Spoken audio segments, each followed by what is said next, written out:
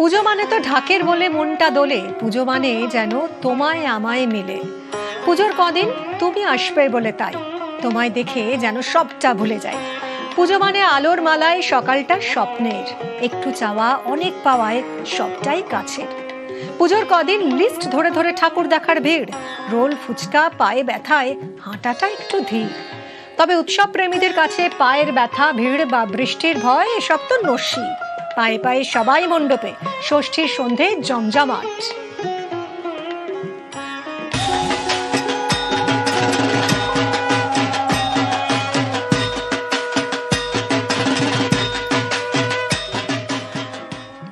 আর এই সুন্দর শাড়িতে আমায় সাজিয়েছে প্রিয় গোপাল বিষয়। চলুন তাহলে আর দেরি কিসের, ঠাকুর দেখতে বেরিয়ে পড়ি। সিউড়ির ইরিগেশন কলোনির পুজো, থিম দাও ফিরে সে অরণ্য।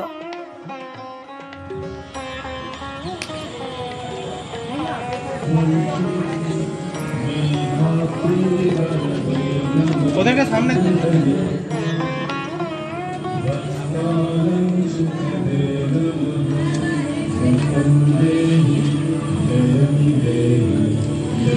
সরাসরি চলে যাই পুজো মণ্ডপে। রয়েছেন সুপ্রতিম। সুপ্রতিম, দাও ফিরে সে অরণ্য অত্যন্ত প্রাসঙ্গিক একটা থিম সিউড়ির ইরিগেশন কলোনির পুজোয়। উদ্যোক্তারা কি বলছেন এবং ষষ্ঠীর সন্ধে আজ ভিড়টা ঠিক কিরকম? দেখো, ষষ্ঠীর সন্ধ্যায় আমাদের নিউজ 18 বাংলার সকল দর্শককে শুভ ষষ্ঠীর শুভেচ্ছা। আর আমি এখন রয়েছি একদম ইরিগেশন কলোনির যে দাও ফিরেছে অরণ্য যে থিম, ঠিক সেখানে। এবং ইতিমধ্যে দেখো সন্ধ্যাবেলা হয়েছে এবং লোক কিন্তু আস্তে আস্তে আসতে শুরু করেছে, ভিড় জমতে শুরু করেছে। এবং যারা ঠাকুর দেখতে ইতিমধ্যেই এসছে তাদের সঙ্গে একটু কথাও বলে নিতে হবে। বলছি, আপনি তো এসছেন সন্ধ্যায়, কেমন লাগছে? ভালো লাগছে। কিরকম দেখতে এলাম, প্রথম এইটাই দেখতে এলাম ঘুরতে ঘুরতে, খুব ভালো লাগছে। কখন বেরিয়েছেন? ওই 5টার সময় ঘুরছিলাম, বাইরে অপেক্ষা করছিলাম খুলবে কখন এটা। কি দেখলেন? এখানে এসে এটাই প্রথম দেখছি, আবার এখানে খুব ভালো লাগছে দেখতে, এত সুন্দর সাজানো হয়েছে। আপনি কোথায় থেকে এসেছেন? আমি এসেছি লালকুঠি পাড়া সিউড়ি থেকে। আমরা বিকেল 4:30 নাগাদ বেরিয়ে এখানে এসে এত সুন্দর একটা থিম, এই পরিবেশ বাঁচান, গাছ লাগান, আমাদের দূষণ মুক্ত পৃথিবী গড়ে তুলতে, এই থিম মানুষের মনের মধ্যে জাগিয়ে তুলতে, এই যে শিক্ষা এখানে দিয়েছে আমাদের মাদু। আরো ঠাকুর দেখবেন এরপরে বেরিয়ে? আরো ঠাকুর দেখবো। দেখো, তোমায় দেখায় বাচ্চারাও কিন্তু বাদ নেই, তারাও কিন্তু এই যে ঠাকুর দেখার যে আনন্দ, সেই আনন্দ নিতে কিন্তু হাজির হয়ে গেছে। ঠাকুর দেখলে তুমি? ঠাকুর দেখেছো? দেখো, প্রত্যেকেই কিন্তু ইতিমধ্যেই ঠাকুর দেখতে শুরু করেছে। এবং এই যে ইরিগেশন কলোনির যে থিম, ইতিমধ্যেই কিন্তু লোক ভিড় জমতে শুরু করেছে, ধীরে ধীরে লাইন পড়তে শুরু করেছে বাইরে। এবং ষষ্ঠীর যে সমস্ত পুজোর রীতিনীতি সেগুলো শুরু হবে, ইতিমধ্যেই কিন্তু লোক আসতে শুরু করেছে। একদমই ইরিগেশন কলোনির পুজো একদম জমজমাট ষষ্ঠীর সন্ধে। এবার চলে যাব শ্রীরামপুরে। শ্রীরামপুর রাজ্যধরপুর নতুন পাড়া মহিলা বৃন্দের পুজো, দেখুন আগে।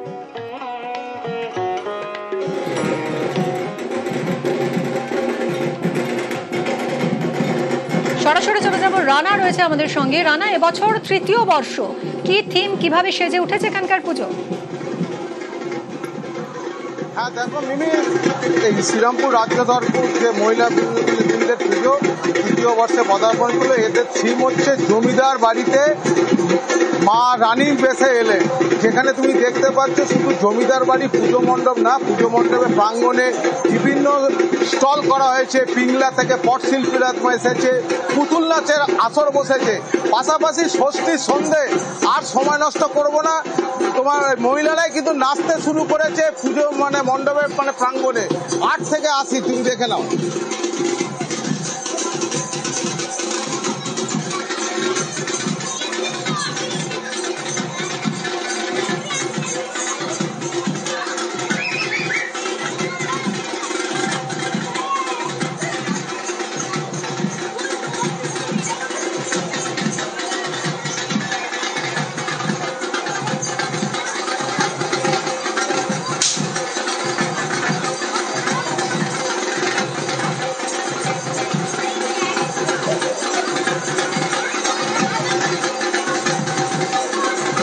রানা, আমরা এই মুহূর্তে সেই ছবিটাই দেখছি, একেবারে জমজমাট নাচে মেতেছেন এখানকার মহিলারা যারা রয়েছে, তাদের সঙ্গে একটু কথা বলা যাবে?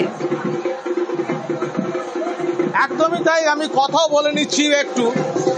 কি বলবেন, ষষ্ঠীর দিন সন্ধ্যাতেই কি নাচ? ষষ্ঠীর দিন সন্ধ্যাতেই নাচ? না, আমাদের প্রথম শুরু হয়ে গেছে। আমরা আনন্দ 4 দিন আনন্দে মেতে উঠেছি। আমরা খাওয়া দাওয়ায় নাচে গানে সবাই তো আড্ডায় মেতে ভাববো।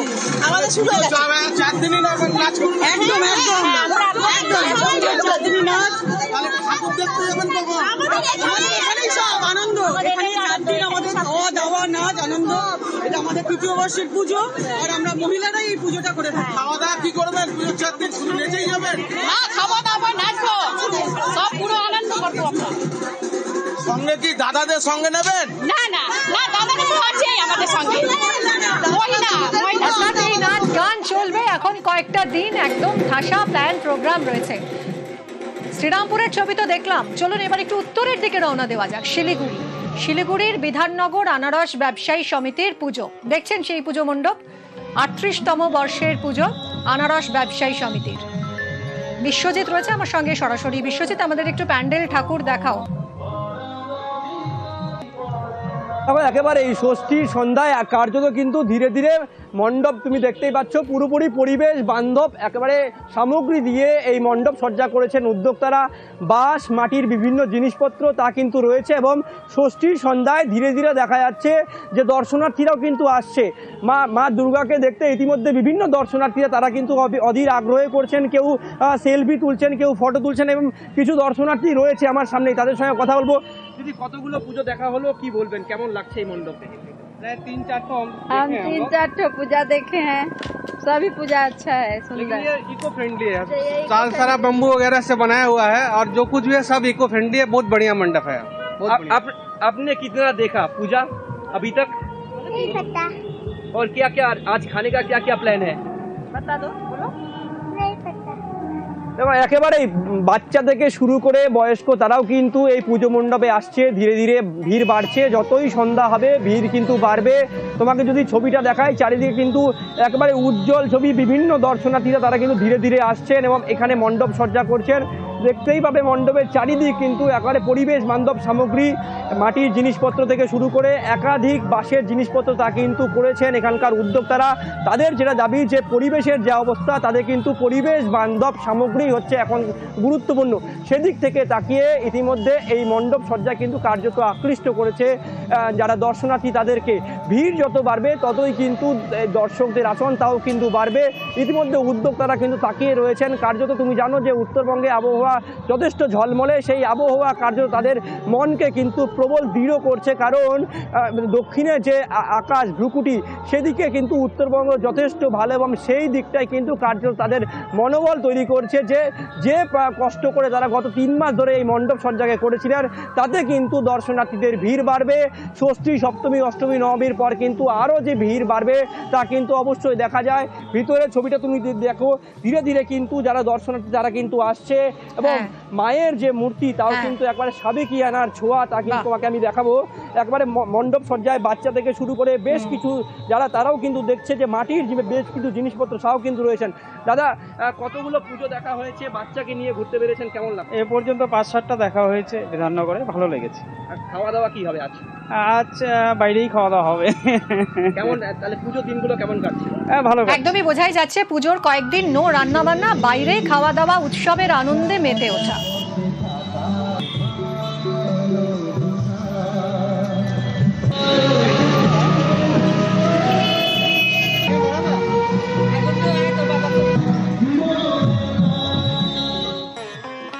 শিলিগুড়ি থেকে এবার সোজা হুগলির বলাগড়ের জিরাট আদি বারোয়ারি সর্বজনীন দুর্গোৎসব কমিটির পুজো দেখছেন এই মুহূর্তে।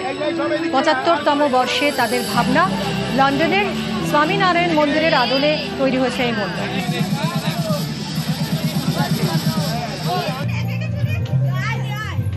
সরাসরি কথা বলবো সোমনাথের সঙ্গে। সোমনাথ, এই ষষ্ঠীর সন্ধে আবহটা ঠিক কেমন? দেখো মিমি, তোমাকে প্রথমে জানাই ষষ্ঠী সন্ধ্যায় শুভ ষষ্ঠী।